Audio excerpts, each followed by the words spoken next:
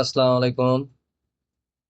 চলে আসলাম excellent Vi academy পাওয়ার কোয়েরির দ্বিতীয় video নিয়ে, যেখানে আমরা দেখব কিভাবে কম্বাইন্ড মাল্টিপল শিট থেকে একটি ওয়ান এক্সিস্টিং শিট তৈরি করা যায়, একটা সামারি শিট বা একটা মাস্টার ডাটা শিট তৈরি করা যায়। আমরা আজকে সেটা দেখব।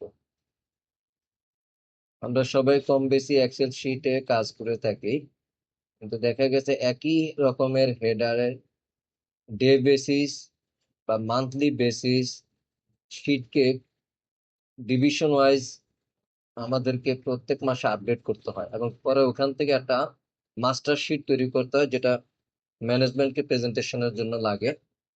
তো আমরা এরকম, যেমন সিলেট আমার একটা ডিভিশন, সেখানে তাদের একটা স্যালারি শিট সিলেট থেকে পাঠিয়ে দিয়েছে হেড অফিসে, এবং ঢাকা আমাদের জোন অফিস থেকে একটা পাঠিয়েছে, এবং পাবনার থেকে আমাকে একটা স্যালারি শিট পাঠিয়েছে। এখন এই তিনটা ডিস্ট্রিক্টের কিভাবে আমি একটা মাস্টার শিট তৈরি করে আমি তিনটা জেলা একসাথে কম্বাইন্ড আমি দেখতে পাবো, এবং চাইলে আমি এডিট করলো বা কোনো জিনিস ডিলিট করলো আমার সবকিছু অটোমেশন হয়ে যাবে। অর্থাৎ মাল্টিপল শিটকে কিভাবে অটোমেশন করা যায় সেটাই আজকে আমরা দেখবো। তা আমি প্রথমে এখানে যেটা করবো, যেহেতু আমার এখানে যেভাবে, তবে একটা জিনিস মনে রাখতে হবে যে অটোমেশন বলি আর মাল্টিপল শিট বলি, প্রত্যেকটা শিটের কিন্তু হেডার কিন্তু একই রকম থাকতে হবে। সাপোজ এখানে আমার এমপ্লয়ি আইডি ডি কলামে আছে, সিলেটে যদি সেটা এফ কলামে থাকে তাহলে কিন্তু হবে। হ্যাঁ, সো এই জিনিসটা আমরা কিভাবে পাওয়ার কোয়েরিতে ইজিলি করতে পারি সেটা আমরা আমরা এক্সেলে করতে পারি, কিন্তু এক্সেল অনেক সময়ের ব্যাপার, যেটা আমরা পাওয়ার কোয়েরিতে খুব ইজিলি আমরা এটা করতে পারবো। প্রথমে আমি শিটটাকে আমি এখানে ইনসার্টে যাব, আমরা টেবিল রেঞ্জটাকে আগে সিলেক্ট করে নিব। যেমন আমি এখানে টেবিলটা মাই টেবিল এটা দিয়ে দিলাম, ওকে। তারপর আমার ঢাকাতে যাব, আমরা সবগুলো তাকে টেবিল হেডার টেবিল দিয়ে দিব। তা আপনার তো তাই পাওয়ার কোয়েরি যারা কাজ জানবেন তারা খুব সহজেই প্রেজেন্টেশনের কাজ করতে পারবেন। ইভেন কি আমরা যে পাওয়ার বিএতে প্রেজেন্টেশন করি, সেটার যে পাওয়ার কোয়েরি এক্সেলের পাওয়ার কোয়েরি এক সেম। তো পাওয়ার কোয়েরিটা হচ্ছে আগে একটা বিল্ডিং তৈরি করতে হলে যেরকম বেস করে তারপরে বিল্ডিংটাকে স্টেপ বাই স্টেপ করতে হয়, ঠিক একইভাবে পাওয়ার কোয়েরিতে ডাটা প্রেজেন্টেশন করে তবেই যে আপনি প্রেজেন্টেশনটা দেন। পাওয়ার কোয়েরি না জানলে প্রেজেন্টেশন করা সম্ভব না।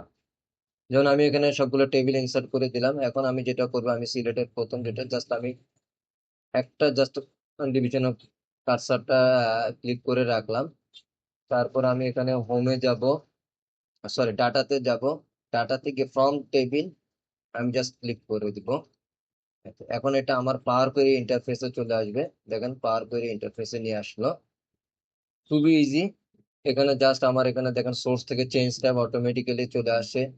আমি পরবর্তীতে যে কাজই করি না কেন আমার অটোমেটিক্যালি কিন্তু অ্যাপ্লাইড স্টেপে চলে আসবে। আমি যদি কোনো কিছু মনে হয় যে না এটা হয় নাই, তাহলে আমি আবার এখানে চলে আসবো। কন্ট্রোল জেড যেরকম এক্সেলে আনডো করা যায়, পাওয়ার কোয়েরিতে ঠিক এভাবে আনডো করা যায়।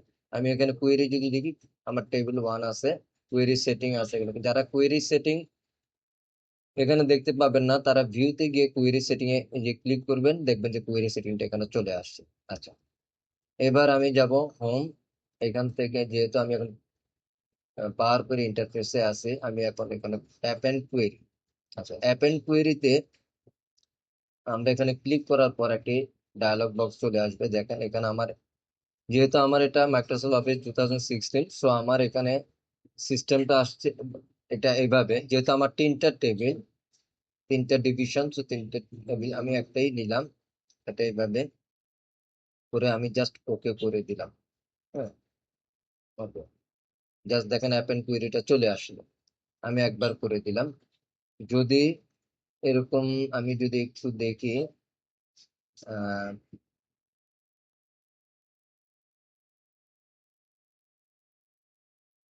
আমি যদি একটু ডেস্কটপে গিয়ে আমি একটা জিনিস একটু দেখাতে চাই, যাদের হচ্ছে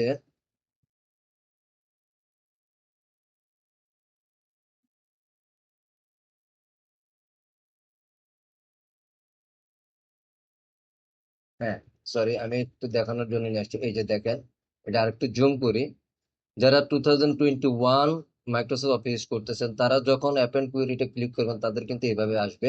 এখানে দেখবেন 2 টেবিল বা 3 টেবিল, যেহেতু আমি 3টা ডিভিশন নিয়ে কাজ করতেছি, সো আমার 3 টেবিল বা তার মোট টেবিল, তখন সিলেকশনে গিয়ে টেবিল 1-এ দিয়ে একই রকম জাস্ট কারেন্ট অ্যাড করে দিতে হবে। হ্যাঁ, তাহলে এটা ওকে করে দিলে হয়ে যাবে। আচ্ছা, সো এখন আমরা চলে আসি আমাদের। আর আমি যেহেতু এখানে করছি, so আমার এখানে অ্যাপেন্ড কুয়েরি, আমি আবার দেখাই অ্যাপেন্ড কুয়েরি, আমি জাস্ট একটা আমি সিলেক্ট করে দিয়ে ওকে করে দিলে আমার চলে আসে। দেখেন, এখানে আমার অ্যাপেন্ড কুয়েরি অলরেডি একবার করা আছে, আমি আবার করলাম, সো আমি একটাই রাখবো, আমি এটা জাস্ট আনডু করে চলে গেলাম। এখন আমি যেটা করব, যে কাজটা, অর্থাৎ স্টেপ 2, জাস্ট অ্যাডভান্স এডিটরে চলে গেলাম। অ্যাডভান্স এডিটরে যাওয়ার পর এখানে আমরা যদি একটু বড় করে দেখি, দেখবেন যে এইখানেই হচ্ছে মূলত পাওয়ার কোয়েরির কাজটা, এডিটের অপশন। এখানে আমার সোর্স আছে, চেঞ্জ টাইপ আছে, অ্যাপেন্ড কোয়েরি আছে। এখন আমাকে যেটা করতে হবে, আমি যদি এখানে ক্লিক করি একদম প্রথমে কার্সার নিয়ে, শিট ধরে ইন্ট চাপ দিই, তাহলে আমার এটা সিলেক্ট হয়ে গেলে আমি কন্ট্রোল-সি দিয়ে কপি করলাম। দেন আমি শেষে ক্লিক করে আমি 3টা নিব, আমি উপরে গেলাম, আবার কন্ট্রোল-ভি দিলাম, আমি 3টা করলাম। আচ্ছা, এখন এখানে যে পরিবর্তনটা করতে হবে, যেহেতু সোর্স, আমাকে প্রথমে লিখতে হবে 1, তারপর হচ্ছে 2, তারপর হচ্ছে 3। আচ্ছা, তারপর এখানে টেবিল নেম 1 আছে, এটা ঠিক আছে। পরেরটা আমি টেবিল নেম 2, পরেরটা হচ্ছে টেবিল নেম 3 করে দিলাম।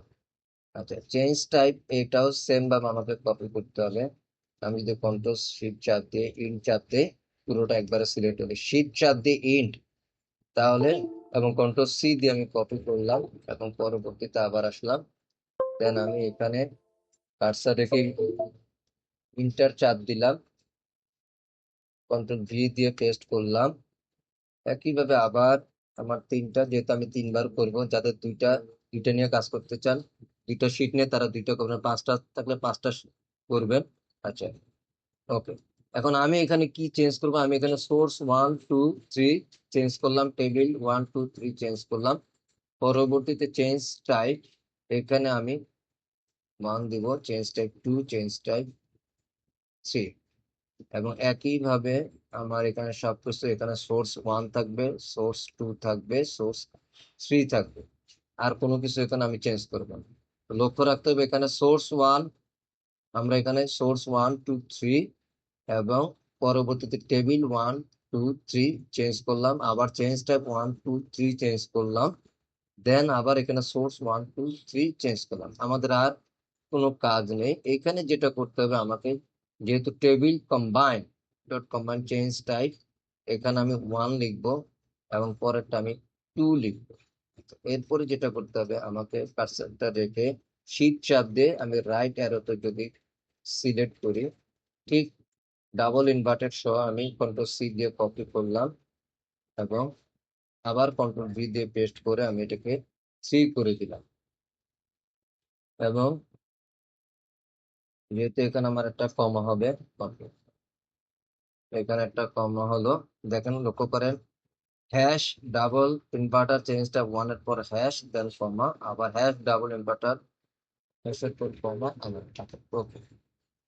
এখানে দেখেন ওখানে শো এরর দেখাচ্ছে, তাহলে আমরা যদি এখানে ক্লিক করি, তাহলে আমাকে কিন্তু এখানে এররটা ফাইন্ডস করবে যে কোথায় এররটা হলো। আমার হ্যাশের পর ডাবল ইনভার্টার ছিল, চেঞ্জ টাইপ 1, ডাবল ইনভার্টারের পর হ্যাশ। আচ্ছা, তার মানে আমার কমাটা হবে এইখানে, হ্যাশের পরে না। আমি এটা ক্লোজ দিলাম, ক্লোজ। আচ্ছা, এখন যদি আমি কার্সারটা দেখি, এখন দেখেন কোনো রকম এরর শো করতেছে না। হ্যাঁ, আচ্ছা, এখন আমি ডান দিয়ে আমি আমার মূল ইন্টারফেসে চলে গেলাম। দেখেন আমি কিন্তু মূল ইন্টারফেসে চলে আসছি। এখানে অলরেডি আমি দেখতে পারতেছি যে আমার ডিভিশন, যে ওই যে সিলেট, তারপর ঢাকা এবং পাবনা, সবগুলো কিন্তু চলে আসছে। আচ্ছা, পরবর্তী থার্ড স্টেপ হচ্ছে, এখন আমার এখানে দেখেন ক্লোজ এবং লোড, ক্লোজ এবং লোডে যদি আমি ক্লিক করি, তাহলে এক্সিস্টিং যে এক্সেল শিট থেকে আমি আসলাম, ওখানে কিন্তু রিপ্লেস হয়ে যাবে। সো আমরা ওখানে রিপ্লেস করবো না, আমরা একটা নিউ শিটে রিপ্লেস করব, কারণ আমরা পরবর্তীতে ওই শিটগুলোতে যদি কোনো রকম এডিট করি তাহলে কিন্তু অটোমেটিক্যালি কম্বাইন্ড শিটে তৈরি হবে। আচ্ছা, ক্লোজ অ্যান্ড লোড টুতে দিলাম, দেওয়ার পর এখানে টেবিল বা নিউ ওয়ার্কশিটে আমি ক্লিক করলাম এবং লোড দিলাম। এখানে দেখেন একটা নতুন কিন্তু শিট চলে আসলো খুব অল্প সময়ের মধ্যে পাওয়ার কোয়েরির কাজের।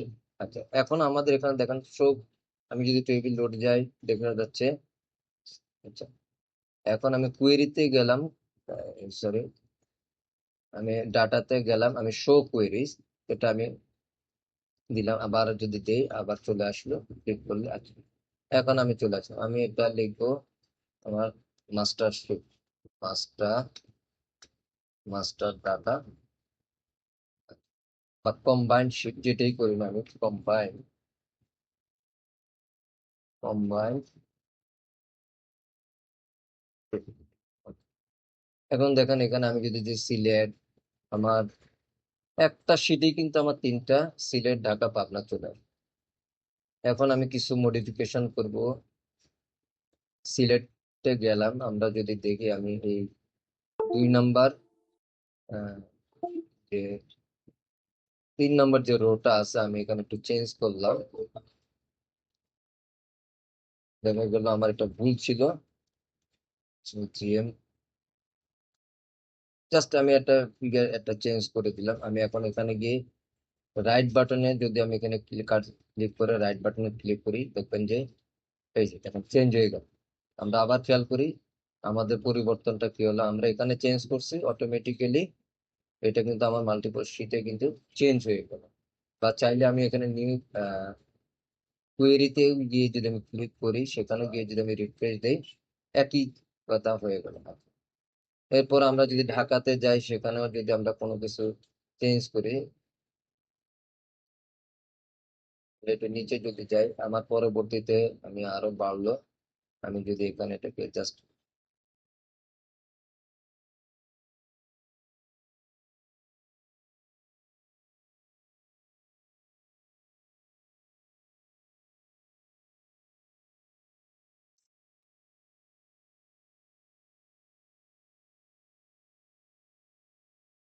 আমরা যদি যে কোনো জিনিস যদি কোনো রোতে আমি এডিট করি, তাহলে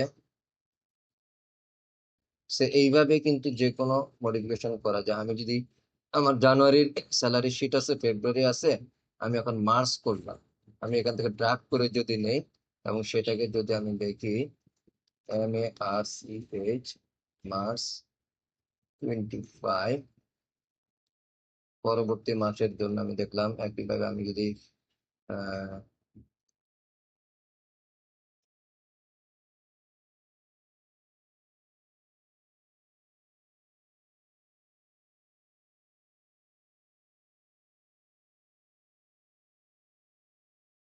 ড্রাগ করে দিই, ওটাকে যদি মার্চ দিই এবং পাবনাকেও যদি আমি ড্রাগ করে দিই, সরি, এটাকে যদি আমি মার্চ করি, অর্থাৎ আমি একটা কলাম অ্যাড করলাম। এখন আমি দেখবো যে আমার মার্চ মাসটা এখানে আপডেট হয় কিনা, আমি সেটা দেখবো। আমি যদি এখানে রাইট বাটন ক্লিক করে রিফ্রেশে যাই, আচ্ছা, দেখেন আমি কিন্তু রাইট বাটনে ক্লিক করলে রিফ্রেশে করলাম, কিন্তু মার্চের কলামটা কিন্তু আসে না। আমরা যদি, অথবা যদি আমি ডাটাতে গিয়ে নিয়ে রিফ্রেশ কুয়েরিতে যাই, সরি, কুয়েরিতে ক্লিক করে আমি যদি রিফ্রেশ অল দিই, হ্যাঁ, বা আমি যদি ফর্মুলা বারে ডাটাতে যাই, শো কুয়েরিজ এ দেখি, এখানে যদি আমি ক্লিক করি, সেখানে যদি আমি রিফ্রেশ দিই, আমি একটু দেখলাম যে আমার কোনো রকম চেঞ্জ কিন্তু হলো না। আমার র ডিলিট করলাম, এডিট করলাম, সবই হলো, কিন্তু আমার কলামটা আসলো না। আচ্ছা, কেন আসলো না আমরা এখন সেটা দেখবো। আমি এখানে সিলেক্টে যাই, আমি যদি টেবিল টুলস ডিজাইনে ক্লিক করার পরে, যেহেতু আমার যখন আমি টেবিল ইনসার্ট করি তখন কিন্তু আমার একটা টেবিল এরিয়াটা কিন্তু দেখেন লক করা হয়ে গেছে। এই যে দেখেন, আমি যখন আবার রিসাইজ টেবিলে ক্লিক করলাম, এটা G20 পর্যন্ত কিন্তু এরিয়াটা লক করা। হ্যাঁ, এই যে দেখেন $, দ্যাট মিনস লক করা। সো যার কারণে এর বাইরে কিন্তু সে যাবে না। এখন আমি যদি এটাকে আবার, যেহেতু আমি রিসাইজ করবো, জাস্ট আমার GH আছে, আমি শুধু জাস্ট এইচ করে দিলাম, তাহলে কিন্তু আমার এস পর্যন্ত টেবিলটা সিলেক্ট হয়ে গেল। একইভাবে আমি ঢাকাতেও যদি যাই, সেখানেও গিয়ে আমি যদি টেবিল রিস এইস করে দেই এবং ওকে করে দিই, দেখেন আমার টেবিলের এরিয়াটা আমি চেঞ্জ করে দিলাম। আচ্ছা, এইভাবে যদি আমি মে যাই, জুন যাই, জুলাইতে যাই, সামনে যত কলামই আসবে সেভাবে জাস্ট আমার টেবিলের রিসাইজের কাজটা শুধু করে দিতে হবে এডিট করে। দেন আমি যদি কম্বাইন্ড শিটে গিয়ে আমি রিফ্রেশ দেই, দেখেন মার্চ মার্চ কিন্তু চলে আসছে। সো এইভাবে আমরা একটা ম্যানেজমেন্টকে রিপোর্ট করতে পারি খুব সহজে, যে আমার 3টে ডিভিশনের স্যালারি শিট কার কত বেতন, হ্যাঁ, এই মাসে প্রদান করা হলো, জানুয়ারি মাসে কত, ফেব্রুয়ারি মাসে কত, মার্চ মাসে কত। আমি at a time Sylhet division, Dhaka division এবং পাবনা ডিভিশন, আরো যদি আমার এখানে 5টা 6টা শিট থাকে, ঠিক একইভাবে আমরা এটা করতে পারবো। তো এই হচ্ছে পাওয়ার কুইরির সবচাইতে মজার বিষয়। যারা কাজ জানেন, যে খুব কঠিন যে কিছু তা না। পাওয়ার কুইরিটা বুঝতে হলে শুধু ডাটা এখানে দিয়ে, এই যে power query get and transmission, get and data, এইখানেই হচ্ছে পাওয়ার কুইরির অংশটুকু। যেটা আমরা দেখলাম যে আমরা কি করলাম, আমরা প্রথমে টেবিল রেঞ্জে নিয়ে আসলাম, পরবর্তীতে ফ্রম টেবিল থেকে আমরা ইন্টারফেসে গেলাম। এবং আমি যদি আবার যাই, সাপোজ ফ্রম টেবিল, সরি, এখানে ফ্রম টেবিল থেকে যখন আমি ইন্টারফেসে গেলাম, সেখান থেকে শুধুমাত্র আমার অ্যাপেন্ড কুয়েরি আমি এখানে করলাম, যেখানে জাস্ট আমি একটা টেবিল, আমার কারেন্ট টেবিল বা সিলেক্ট করে দিলাম। এন্ড দেন হচ্ছে আমার কিচ্ছু না, জাস্ট অ্যাডভান্স এডিটরে গিয়ে ঠিক যেভাবে লিখে দিছি 3টে টেবিল, এই 3টা সোর্স করে দিতে হবে, চেঞ্জটা 3টে, এখন কুয়েরি কম্বাইন্ডে জাস্ট চেঞ্জ করে দিতে হবে না, তারপর ডান দিলেই অটোমেটিক্যালি চলে আসবে। আচ্ছা, এখন যেহেতু আমি এটা রিটেক চলে যাব, ডিসকার্ড দিয়ে আমি মাস্টার, এই হচ্ছে কম্বাইন্ড শিট। এখন কিন্তু আমি পাওয়ার কুয়েরি মোডে কিন্তু কম্বাইন্ড শিটটা আছে। আপনি যদি এখন এটা নর্মাল শিটে নর্মাল ভাবে নিতে চান, হ্যাঁ, যেমন এটা এখন আমরা নর্মাল কোয়েরিটা ডিলিট করে দিলাম, নর্মাল ওয়েতে চলে আসলাম। তাহলে এখন আমি যতই আমার এক্সিস্টিং আগের শিটগুলো মডিফিকেশন করি, আমার কিন্তু কম্বাইন্ড শিটে কোনো রকম পরিবর্তন হবে না, যেহেতু আমার পাওয়ার কোয়েরিটা আমি ডিলিট করে দিচ্ছি।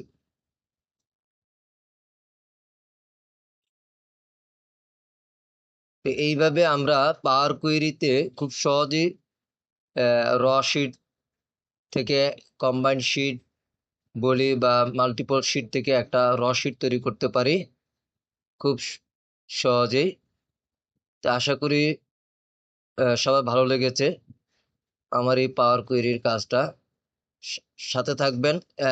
ইনশাল্লাহ নেক্সট টাইম আমি আবার পাওয়ার কোয়েরির উপর আরেকটা ভিডিও নিয়ে আসবো, যেখানে হচ্ছে মাল্টিপল আপনার শিট কিন্তু ফোল্ডার থেকে একই হেডারে কিভাবে কাজ করে সেটা দেখাবো।